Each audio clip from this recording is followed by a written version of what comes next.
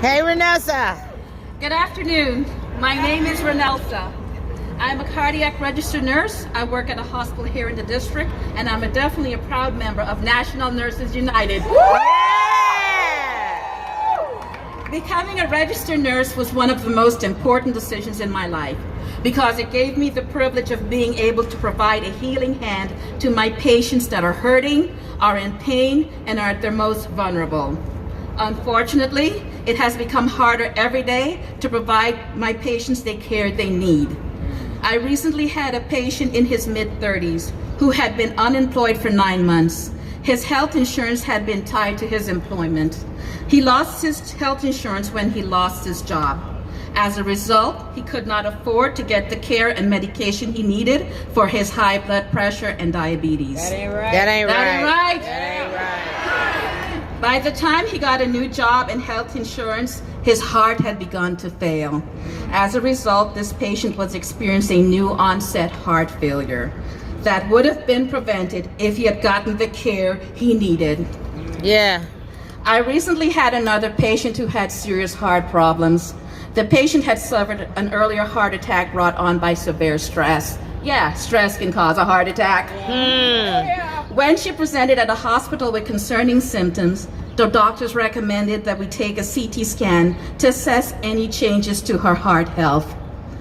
He didn't want to do a heart catheterization, a more invasive procedure, unless the CT scan showed that it was necessary. I took the patient down to get a CT scan. In the middle of the procedure, received a call telling us that we did not have authorization to conduct the procedure because the insurance company would not pay for it. In the middle of the CT scan, we had to stop the procedure and take the patient off the table. That ain't Can right. you imagine how the patient was feeling? Yeah, Can you imagine stress. how the healthcare providers were feeling? I can tell you, it was an out-of-body experience. I was bewildered, I was lost, and I was just performing the action of taking the patient off the table. No. Insurance companies should not be overruling the decisions of medical professionals. Right. The nurses and doctors need to be able to prioritize clinical judgment over economic choices. Yes. Insurance companies should not have the authority to prevent patients from getting the care that they need. You're right. Every day at hospitals and clinics around this country, bedside nurses care for patients who have delayed care because of lack of insurance or because patients cannot use their current insurance with its high deductible and co-pays. Right. And the way to do this is to take insurance companies out of the equation and enact a single-payer system. Say with me, Medicare for all! Medicare for all! To me and other registered nurses across the country, it is immoral that anyone profit from another person's need for health care. And it's disgusting to me that profit comes from denying care. Right. The way to stop this is by passing Medicare for all, and I'm here to tell you that nurses across the country are going to fight for it. Thank you to everyone here. We're taking a stand together.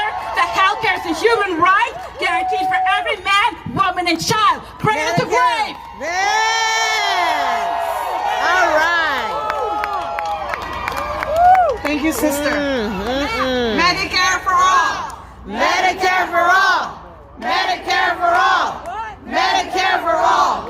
Medicare for all. Our next speaker, we have Andy Brodak, an activist with Social Security Works, a leading organization in the movement for Medicare for all. He has an important story for us. Please welcome Andy. All right, Andy. My name is Andy and I'm from Frederick, Maryland. Hey, Andy. I want to thank you for allowing me to be here today as we demand right for our guaranteed health care.